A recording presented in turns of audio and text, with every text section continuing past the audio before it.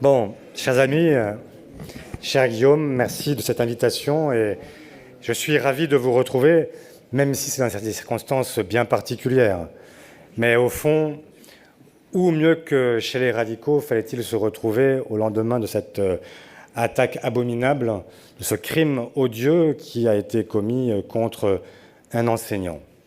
C'est dans un parti, un vieux parti, un très vieux parti, sans doute même le plus vieux d'entre nous, et même le plus vieux de France, que nous nous retrouvons aujourd'hui pour, avec le plus jeune patron. Peut-être que tu as trouvé plus jeune que toi. On trouve toujours plus jeune que soi. Méfie-toi de cet argument que j'ai longtemps utilisé, mais c'est de moins en moins vrai pour ce qui nous concerne. Voilà. Donc, nous sommes dans ce vieux parti qui a mêlé son histoire avec celle de la République, celle de la laïcité. C'est le parti de Gambetta, de Combes, de Caillot, de Mendès. Bref, vous avez tellement de gloire, ancienne et future, à faire prévaloir que c'était évidemment un honneur d'être parmi vous aujourd'hui. Je voudrais dire trois choses très simples. Vous dire évidemment d'abord mon effroi, et je n'ai pas besoin de compléter, chacun comprendra à quoi je fais référence, ma colère, et là aussi, tout le monde la partagera, et vous dire enfin ma détermination. Et là, je voudrais développer. Détermination, d'abord, à ne plus laisser faire. C'est un tournant. Je ne veux pas qu'on se limite à des hommages. Nous l'avons déjà beaucoup fait. Nous n'avons pas fait que ça, mais nous avons d'abord rendu hommage. Il faudra continuer à le faire.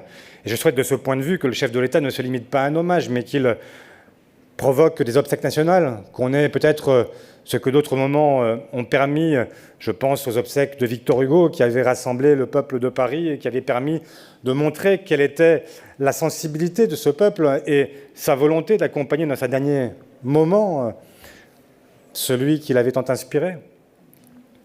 Qu'il y ait une période de deuil national aussi, que nos drapeaux soient en berne, que l'on puisse dire que c'est le peuple tout entier qui, derrière son enseignant, derrière ses enseignants, se retrouve et considère qu'un moment, c'est trop.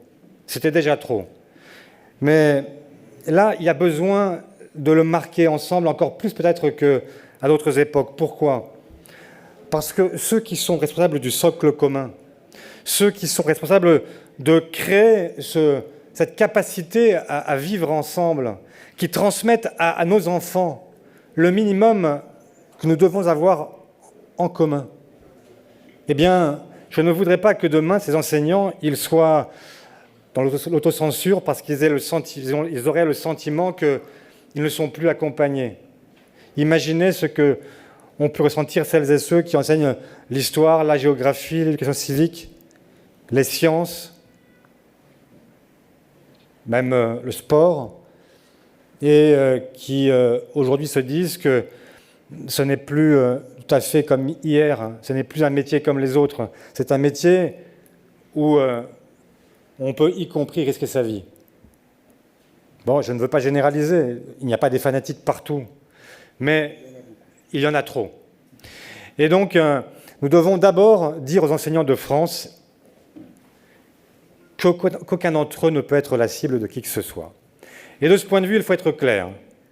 Être clair, ça veut dire, par exemple, que toutes celles et ceux qui aujourd'hui se permettent, s'autorisent à contester un enseignement, à contester un enseignant au nom de ce qu'il enseigne, doivent être traduits devant les tribunaux à chaque fois. À chaque fois.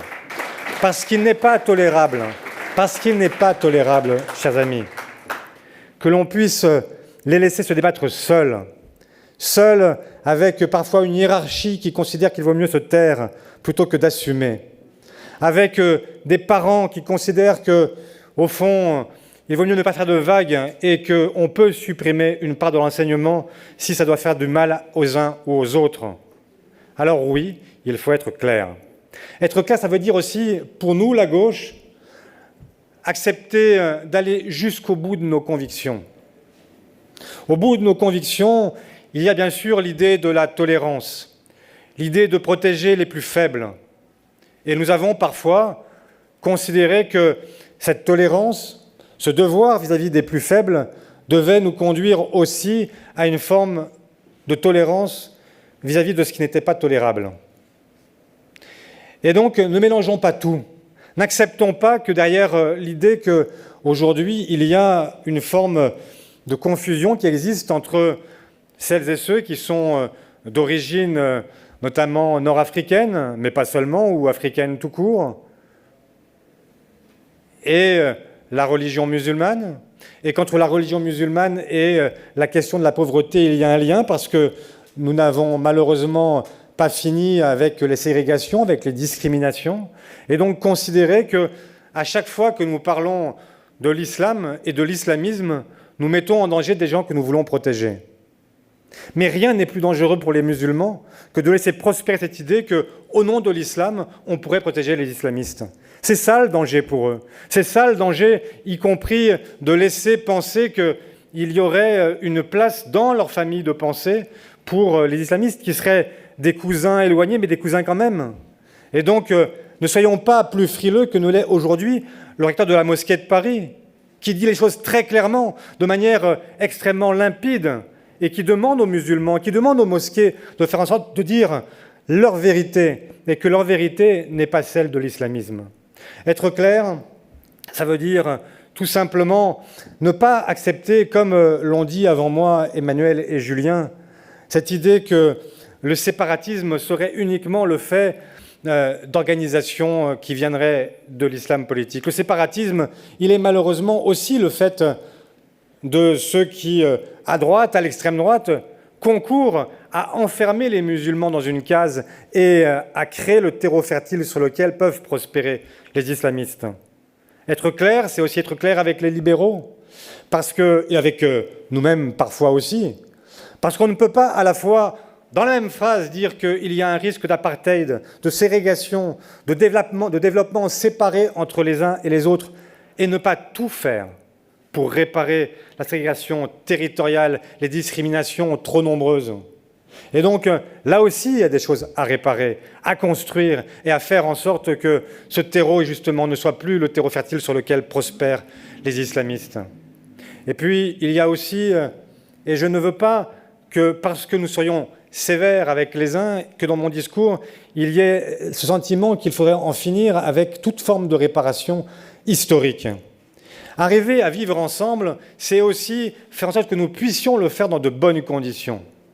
Et le faire dans de bonnes conditions, c'est aussi faire en sorte que nous puissions reconnaître ce qu'est notre histoire, et notre histoire parfois douloureuse, conflictuelle. Il y a quelques jours, vous avez certainement, comme de très nombreux Français, découvert et redécouvert notre histoire de la décolonisation. Il faut aussi que nous ayons un regard lucide, limpide, courageux, audacieux, pour reconnaître aussi ce qu'est notre histoire. Audrey, que je salue, et qui a été l'une des participantes à ce documentaire de Pascal Blanchard et de Fabienne Servan-Schreiber, eh bien, c'était un documentaire qui disait tellement sur nous-mêmes, à la fois sur notre grandeur et en même temps sur nos faiblesses, sur nos lâchetés et sur ce que nous avons encore à dire de notre histoire. Permettre à chacun de se retrouver ici en ayant le sentiment qu'il est respecté. C'est la première, c'est la base même de la vie ensemble. Être clair, et j'en finis par là, et je le dis après d'autres, et donc je serai extrêmement bref, c'est effectivement assumer la laïcité. Assumer dans ce parti qui est le tien, Guillaume, et qui avec Combe et avec Briand aussi, qui a complété, peut-être parfois euphémisé, diriez-vous ici, mais en tout cas, qui ont porté ensemble cette immense loi, eh bien, je veux dire que là aussi, nous devons nous réapproprier ce combat-là. Ne pas le laisser à d'autres qui en ont fait un instrument. Je n'ai pas besoin de compléter parce que chacun voit bien à quoi je fais allusion, mais qui en ont fait un instrument d'exclusion. Et donc, nous devons, de la même façon que nous devons revendiquer la République, revendiquer notre drapeau, revendiquer notre hymne, nous devons aussi revendiquer la laïcité pour ne pas la laisser se dévoyer. Voilà ce que j'avais à vous dire, voilà ce que je voulais porter avec vous et vous dire qu'effectivement, sur ce plan, il y a peut-être eu des dérives des uns, des autres, etc. mais je veux croire aussi qu'il n'y a pas de gauche irréconciliable. Et je veux croire que sur ce que je viens de dire, il n'y a plus de différence possible entre nous et que nous pouvons porter ensemble ces combats communs. En tout cas, c'est le vœu que je forme et c'est ce pourquoi je me battrai avec vous dans les prochaines semaines, les prochains mois. Et donc, vive la gauche, vive la République et vive la France.